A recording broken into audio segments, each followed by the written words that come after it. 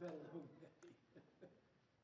But they were delighted. I mean, you could imagine the comments we were getting from the people in the WHO from every country. I mean, they were lining up wanting to thank us so much for that. It was clearly, yeah, no, it was fantastic.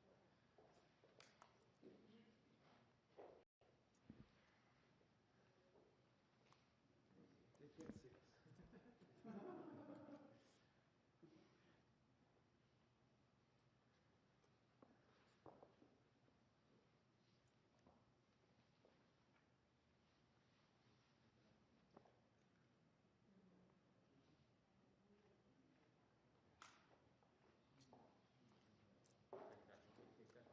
I'll grab it.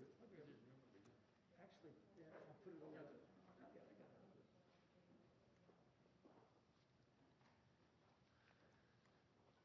Hey, Ben. I don't know. No. It's Is the beard now? it's bigger. How's everybody doing? Thank God. Everybody's up and out. The youngest is 18. Okay. Unbelievable. So yeah, that's the biggest change is we've got a 2-year-old now. So yeah. That's awesome. Very excited. Yeah. When I was sworn in by them, like for the 5, my youngest was 8 years. Amazing. Please be very my best. I will. I'm really sorry to hear about Canada. Very sad. Very sad. I've meaning to email or text.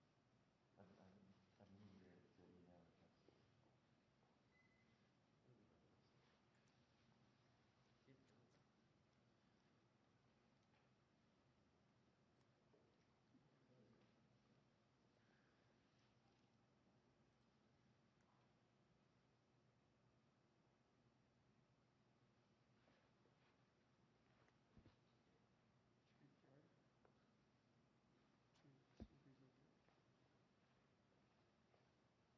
running for you this morning. What's that? You couldn't this morning. No. I'm gonna go for a power walk tonight before I go to bed to allow me to just. People say that's really helpful. Yeah, yeah, it is.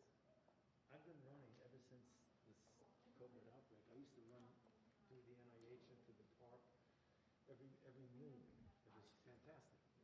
But now that I've done this at night, it really What is. time do you run?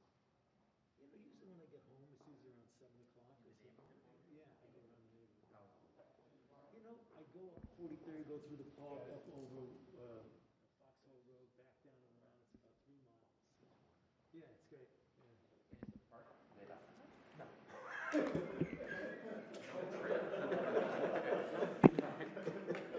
Did you bring a book? Yeah. That's pretty dark. Yeah, it is. It is. Is it on Foxhole?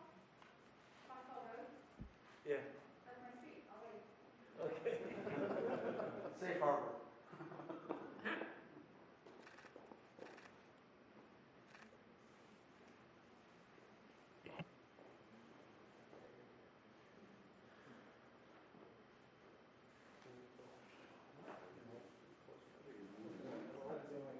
There you go.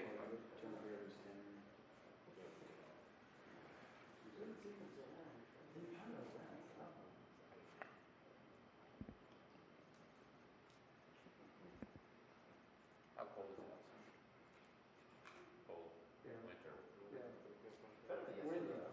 This isn't so bad. Good. Oh my goodness. Obama 1 was so cold. 2009. I mean, it wasn't. It was shady. Things are so blocked off this morning that I couldn't get every angle I tried. And so I ended up parking, walking. I'm not a Coke guy, so I paid the price. Oh. Because I thought I'd be right there. Yesterday there were light flurries at the very beginning of the ceremony. I thought, okay, yeah, this is an inauguration then. Yeah. Are you with someone now? Or are you on your own? I'm with Reuters. Oh, you are? Yeah. Well, you used to be the Post. I was freelance for a bunch of us. That's why I disappeared a few years ago. Yeah. I went on board. Yeah.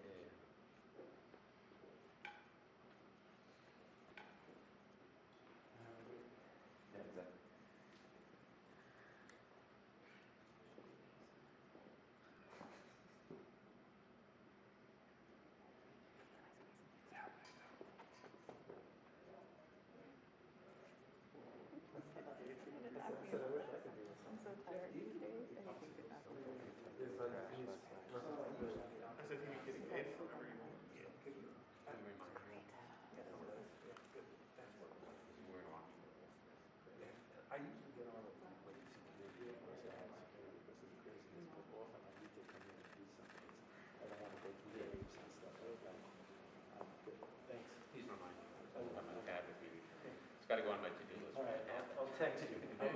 take care. Yes, good, thanks.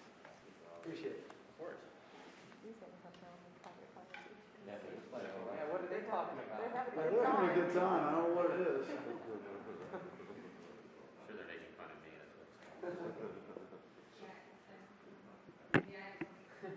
Hollywood Squares. What's Hollywood Squares? See? You had to go there. Right after they invented television. Television. oh.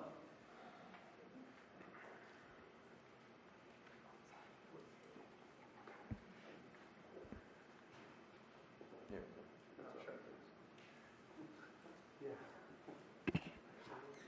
They're the small sharpies. So what's gonna be?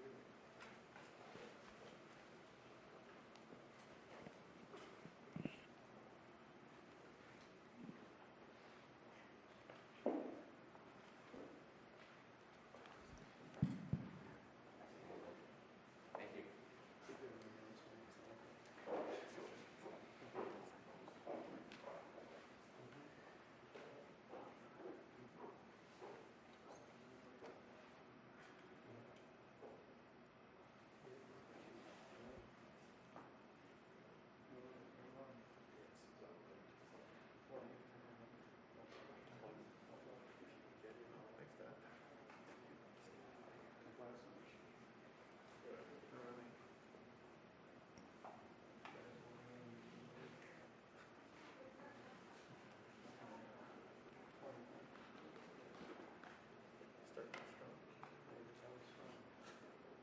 Do you see much of Bob here? There were. Oh, yeah. Seem awful. Yeah, I mean, I used to see him all the time before this, but I called him up there. He's the freshest guy. Yes. You're the safest person in here. He and I, what? Yeah, Bob's such a great guy. Yeah, I was 2 weeks, I was real cute. You know, I'd walk the dogs and I would take a towel. He's really a sweet guy.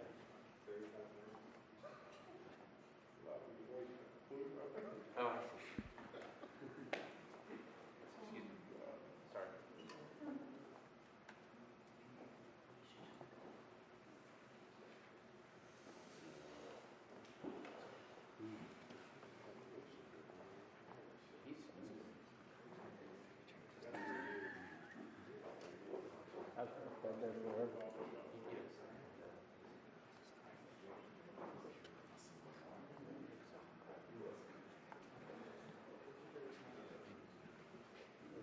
He's but my kids are over there. They're like, you know what I mean?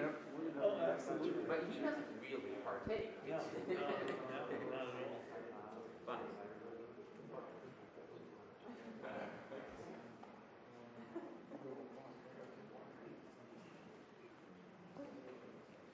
He's very talented too, you know, they have their land meetings, their water scientific things come there. Sometimes it's 20 people. And he loves the New York City, so Wednesday, I go up, Yeah, I know. He does it all the time. drove in with trucks.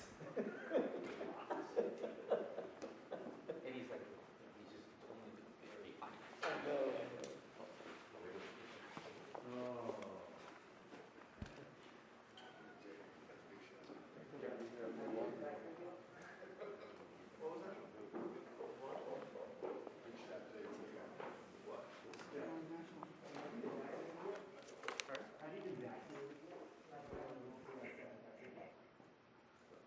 Yeah, started that. She's coming to put it back. You've had 2 shots, right? Yeah, my second one was the 19th, actually.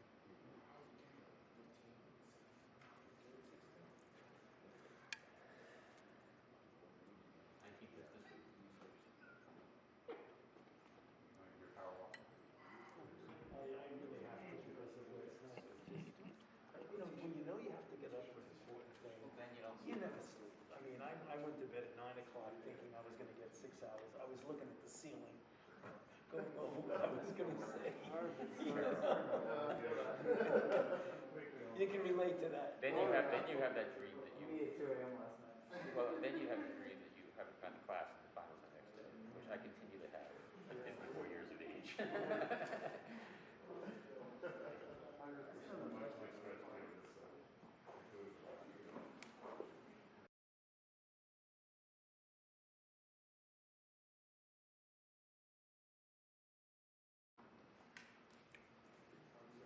How are you?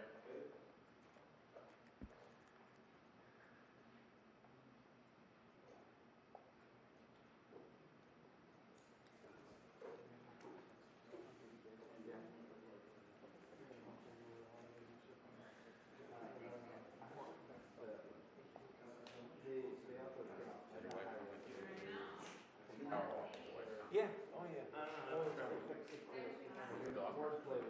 You know, we did have a dog, and we never replaced it. My daughters have dogs, and sometimes they park it in the house. I love dogs. Yeah, you know, one of his dogs is really sick.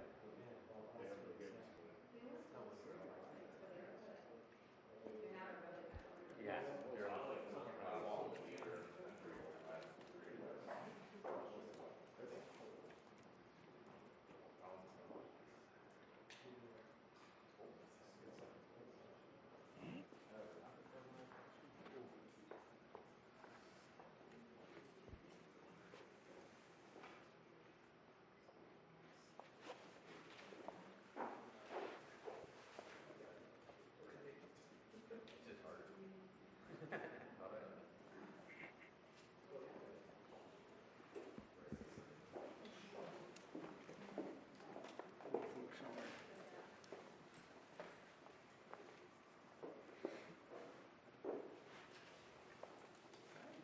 Hey, doctor, how are you? Mr. President, how are you? You're going to be doing a lot of talking for the next while. Nice to see you. Good afternoon.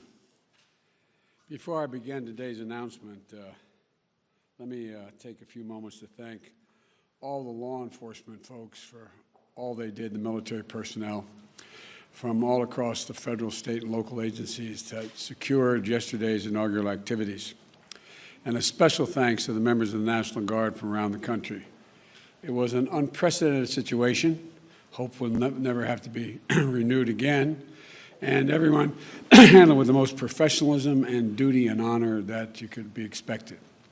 The President, as Commander-in-Chief, I always respect and revere their service and that of their families. But now to today's announcement. Vice President Harris and I were joined by members of our COVID-19 team, response team, Dr. Tony Fauci, our Chief COVID Medical Advisor, Javier Becerra, our nominee for Secretary of Health and Human Services, Dr. Vivek Murthy, our nominee for Surgeon General, Dr. Rochelle Walensky, she's going to be the Director for the Centers for Disease Control and Prevention, and Dr. Marcelo Nunez-Smith, who will be leading our equity work and the COVID response, and Jeff Zients and Natalie Quillen, who are managing this whole effort. Yesterday, during my inaugural address, I offered a salient prayer and a silent prayer. It was both salient and silent. I thought it was important that people understand what had happened, that we all pay tribute to our prayers for those 400,000 Americans who've lost their lives in this pandemic. On Tuesday, Jill and I, Kamal and Doug, we stood at the reflecting pool in front of the Lincoln Memorial and joined Americans all across the country to remember those 400,000 moms and dads, husbands and wives, children, sons, daughters. And I said at that moment that to heal, we must remember. To heal, we must remember. It's important to do that as a nation. We must also act, though, not just remember. Yet for the past year, we couldn't rely on the federal government to act with the urgency and focus and coordination we needed. And we have seen the tragic cost of that failure. 3,000 to 4,000 deaths per day. To date, more than 24 million Americans have been infected. To put that in context, America makes up 4% of the world's population, but 25% of the world's confirmed COVID-19 cases and only 20% of all the COVID-19 deaths, when we have 4% of the world's population. The pandemic, has disproportionately impacted on blacks, Latinos, and Native Americans, who are about 4 times as likely to be hospitalized and nearly 3 times more likely to die from the COVID-19 pandemic than white Americans. Hospitals are out of beds. Businesses are closed for good. Schools are caught in between. And while the vaccines provide so much hope, the rollout has been a dismal failure thus far. So, I understand the despair and frustration of so many Americans and how they're feeling.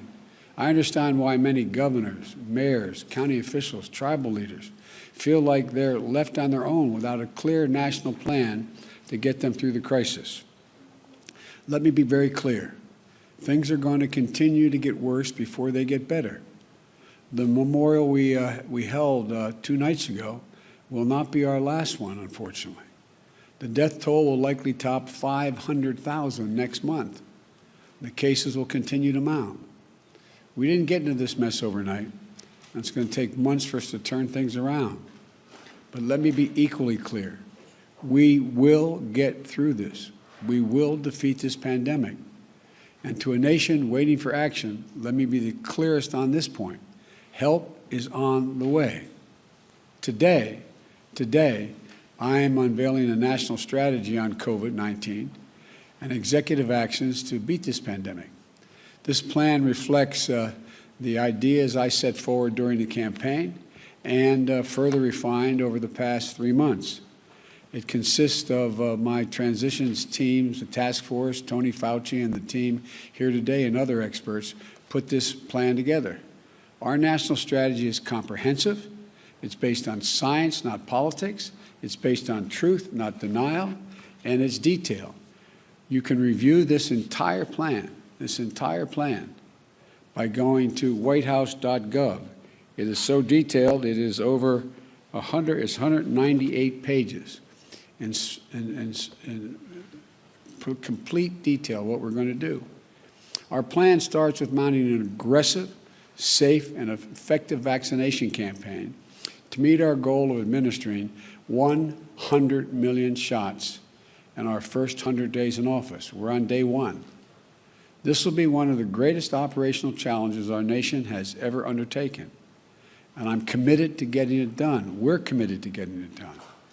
And as I explained last week, we'll move heaven and earth to get more people vaccinated for free and create more places for them to get vaccinated, to mobilize more medical teams to get shots in people's arms, and to increase vaccine supply and get it out the door as fast as possible. Yesterday, we got started. We directed the Federal Emergency Management Agency, FEMA, to start standing up the first federally supported community vaccination centers with the goal of standing up 100 centers within the next month.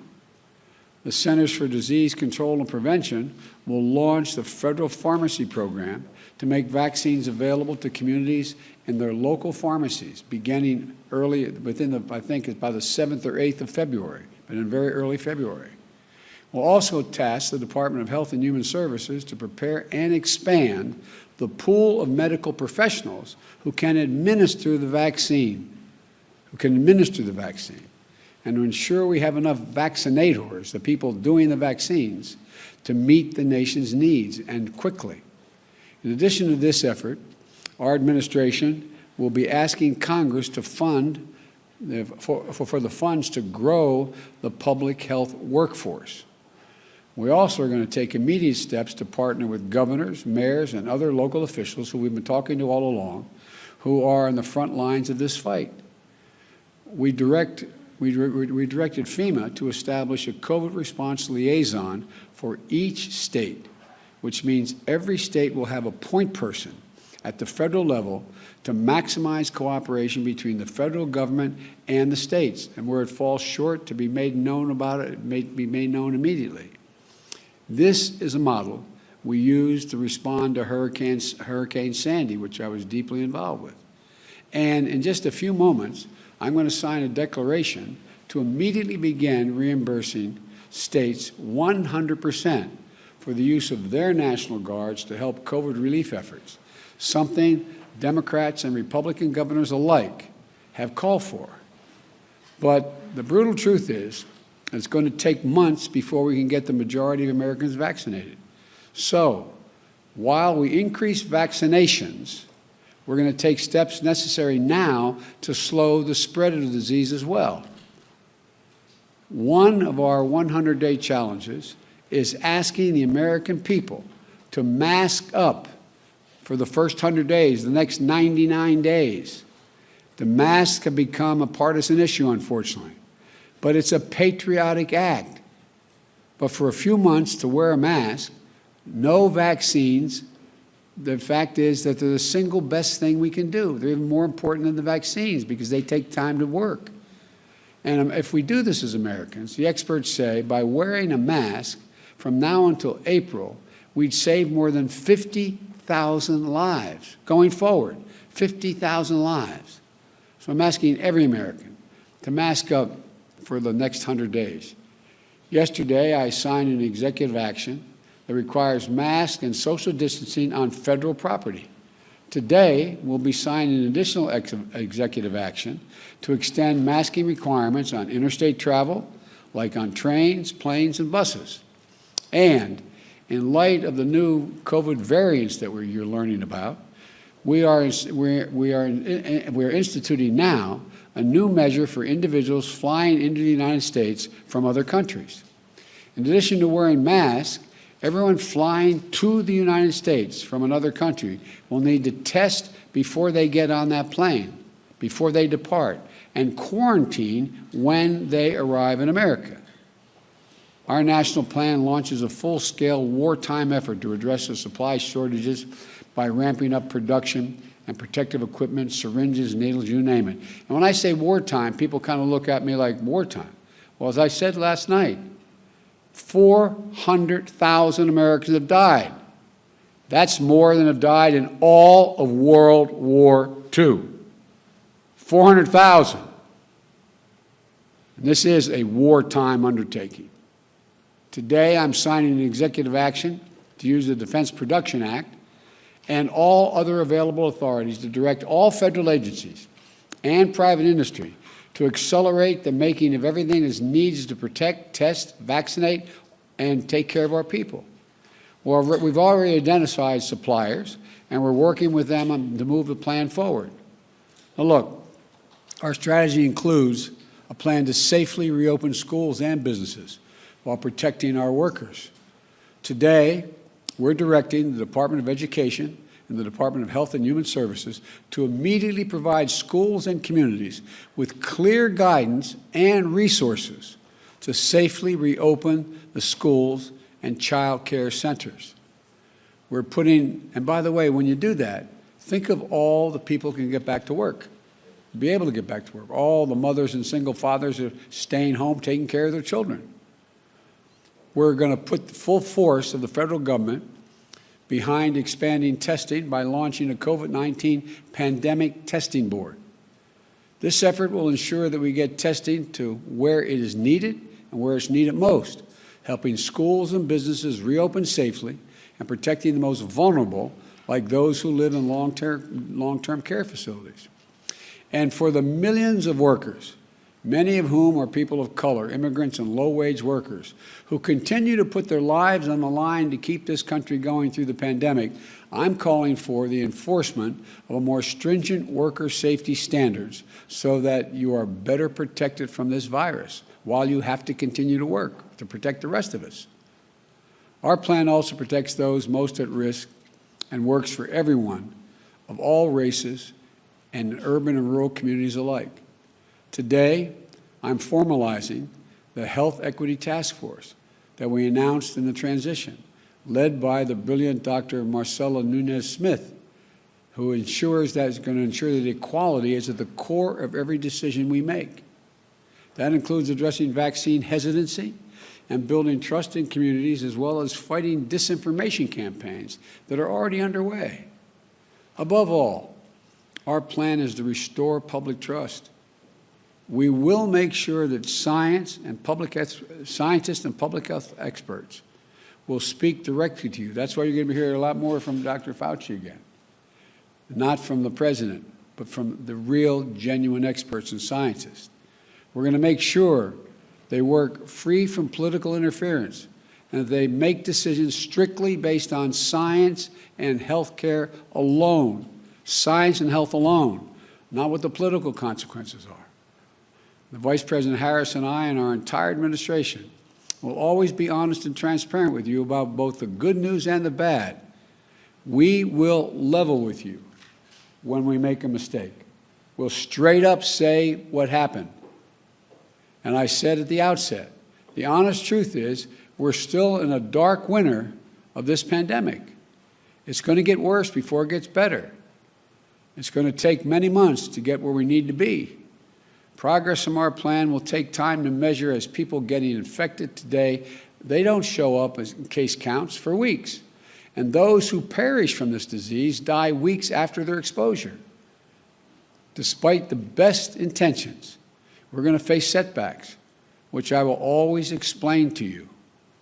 But I also know we can do this if we come together. That's why, ultimately, our plan is based on unity and all of us acting as one nation. It requires families and neighbors looking out for one another, healthcare providers, and business and civic and religious and civil rights organizations, and unions, all relying together on a common purpose with urgency and purpose and resolve. It requires reasserting our global leadership, which is why I took an action yesterday for the United States to rejoin the World Health Organization and to reestablish our global pandemic office in the National Security Council. It requires Congress coming together to provide the necessary funding in the COVID relief package and the American Rescue Plan that I will soon be sending to the Congress. I know these bold, practical steps will not come cheaply, but failing to do so will cost us so much more dearly. I look forward to working with members of both parties in the Congress. We're in a national emergency, and it's time we treat it like one, together with a national plan as the United States of America. As I said yesterday in my inaugural address, there are moments in history when more is asked of a particular generation, more is asked of us as Americans than other times. We are in that moment now. History is going to measure whether we're up to the task. I believe we are. The American people have given so much already, but I believe they're ready to set big goals and pursue them with courage, conviction, and honesty, because the health of the nation is literally at stake. It's not hyperbole. I'm convinced the American people are ready as well to spare no effort, no expense to get this done. What could be more important? The more people we vaccinate, and the faster we do it, the sooner we can put this pandemic behind us, and the sooner we can build our economy back and build it back better and get back to our lives and to our loved ones. We can do this. We can do this if we stand together as fellow Americans as the United States of America. So God bless those lost souls in this pandemic and their families, all they left behind. And may God bless all of you on the front lines who define the best of who we are as Americans.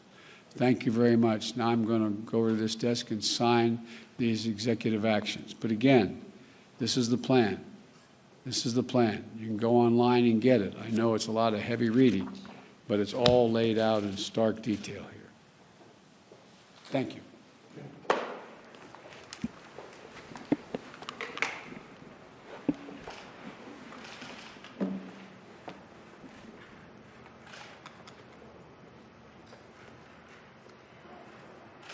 This executive order I'm signing is strengthening the supply chain.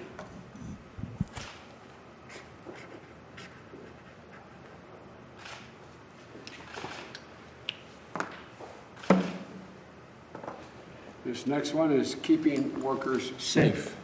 How to do that.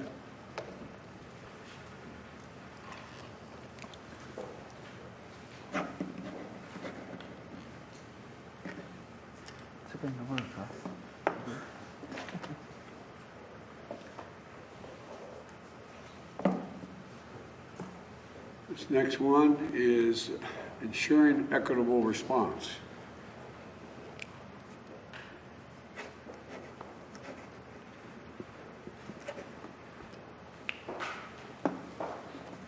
I guess I should take this out this way. The pens are going to pop on me.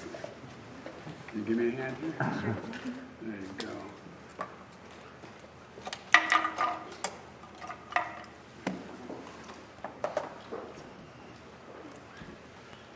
This next one is what I referenced about traveling to America. This is the promoting safe travel.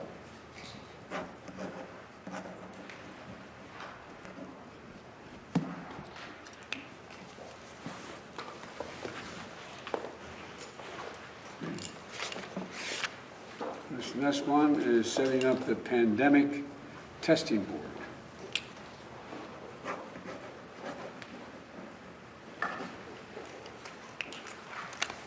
Thank you. This next one.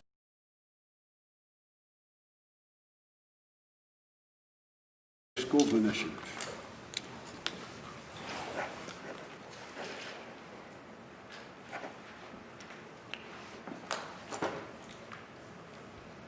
This next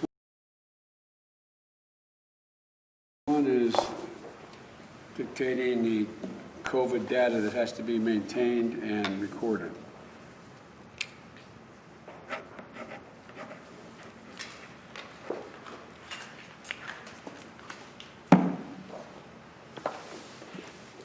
Next one is making sure that the National Guard and FEMA support is available.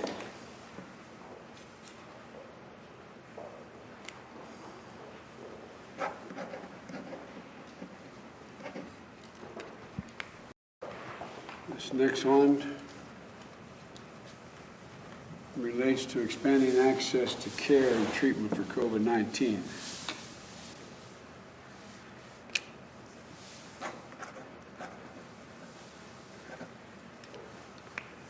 And the last one is our Global Response Directive.